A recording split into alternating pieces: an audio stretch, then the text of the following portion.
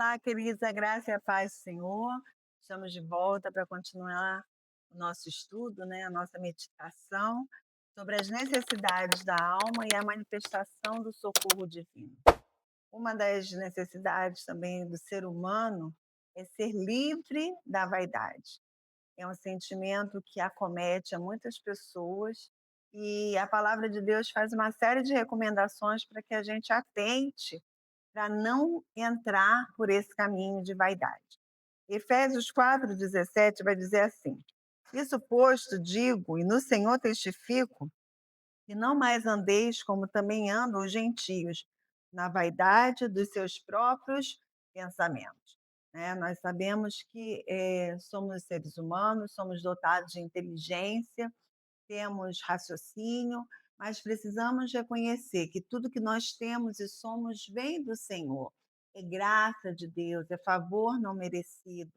E muitas pessoas, muitas vezes, entram por um caminho de vaidade, de arrogância, de soberba, que desagrada o coração de Deus.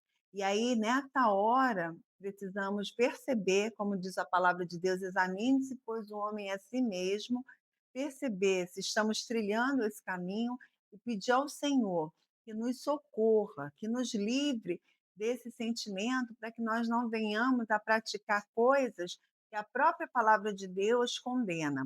Por exemplo, lá no livro de Provérbios, no capítulo 26, no versículo 12, vai dizer assim: Tem visto a um homem que é sábio aos seus próprios olhos?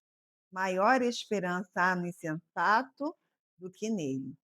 Então, a própria palavra de Deus fala que aquele que é sábio, né, ou pensa muito de si mesmo, ele acaba sendo comparado como um insensato em Deus. Provérbios 27, né, versículo 2, vai dizer que sejam outros lábios que te louvam.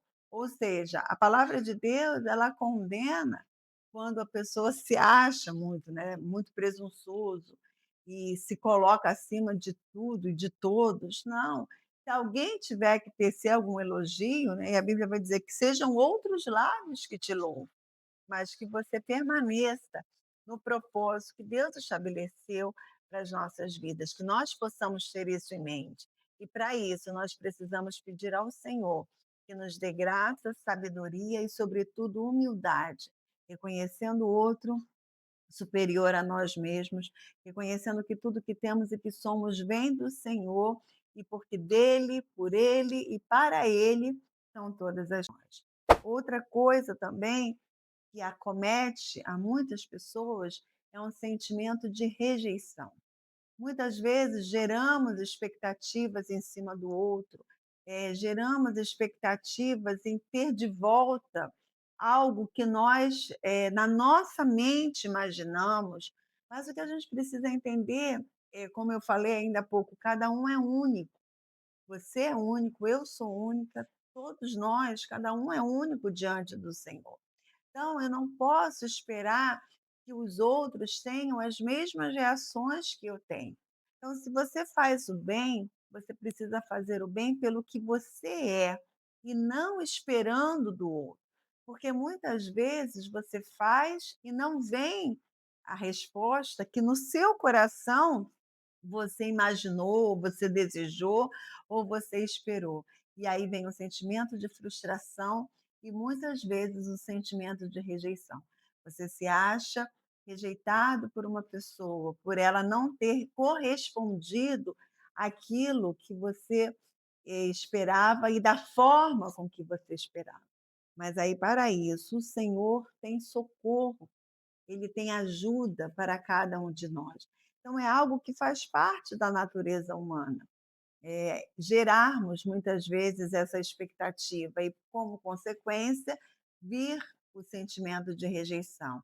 Mas precisamos buscar em Deus socorro para as nossas almas. Lá em Gênesis, né, no capítulo 37, nós vemos com muita clareza quando os irmãos de José, eles vivem esse sentimento de rejeição. Diz assim a palavra de Deus, Gênesis 37, 3 e 4. Ora, Israel amava mais a José que a todos os seus filhos, porque era o filho da sua velhice. E fez-lhe uma túnica talar de mangas compridas. Vendo, pois, seus irmãos que o pai o amava mais que a todos os outros filhos, odiaram-no e já não lhe podiam falar pacificamente. Prestem atenção. Jacó, né? Israel amava mais a José do que os outros filhos. Então José, ele era alvo do amor do pai mais do que os outros. Mas ele mesmo não pediu isso, ele recebeu isso. E aí a Bíblia vai dizer que os seus irmãos o odiavam. Então, a tendência, né, parece que é meio errado, mas é o que acontece. Então, assim, ao invés de eles odiarem o pai, eles odiaram Jacó, eles odiaram José. Por quê? Porque eles queriam receber o que José estava recebendo. E aí eles tiveram ódio, inveja, não é? E ciúme de José por conta desse sentimento de rejeição. Então é um sentimento muito ruim, porque muitas vezes somos atingidos por esse sentimento de rejeição e acabamos descontando em pessoas que não têm culpa daquela situação. E aí, isso traz discórdia, traz briga, traz contenda. E no caso de José com seus irmãos, trouxe toda uma situação que, humanamente falando, o levaria à morte, se não fosse a intervenção divina. Então, é um sentimento que muitas vezes acomete o ser humano, mas nós precisamos pedir ao Senhor que nos cure desse sentimento de rejeição. Nem sempre teremos a resposta na medida e da forma esperada. Muitas vezes seremos rejeitados, mas Deus nunca nos desampara. Ele é o nosso socorro bem presente. Ele é o nosso Pai que cuida de cada um de nós. E aí no Salmo 147, no verso 2 e 3, a palavra do Senhor vai dizer assim: O Senhor edifica Jerusalém, ele reúne os exilados de Israel. Só ele cura os de coração quebrantado e cuida das suas feridas. Sabemos que a rejeição, ela gera uma ferida muito profunda na alma do ser humano, mas Deus tem poder para curar. E aí nós precisamos perceber quando estamos feridos por esses sentimentos, porque na maioria das vezes o ferido fere. E aí aquele que sentiu que foi ferido pela rejeição, automaticamente ele começa a ferir as pessoas que estão ao seu redor. No caso dos irmãos de José, eles sentiram a rejeição vinda do pai e descontaram, em José.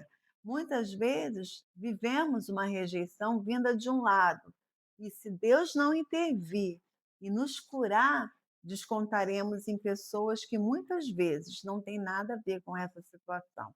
Por isso nós precisamos clamar e pedir para Deus que ele nos socorra. Amém?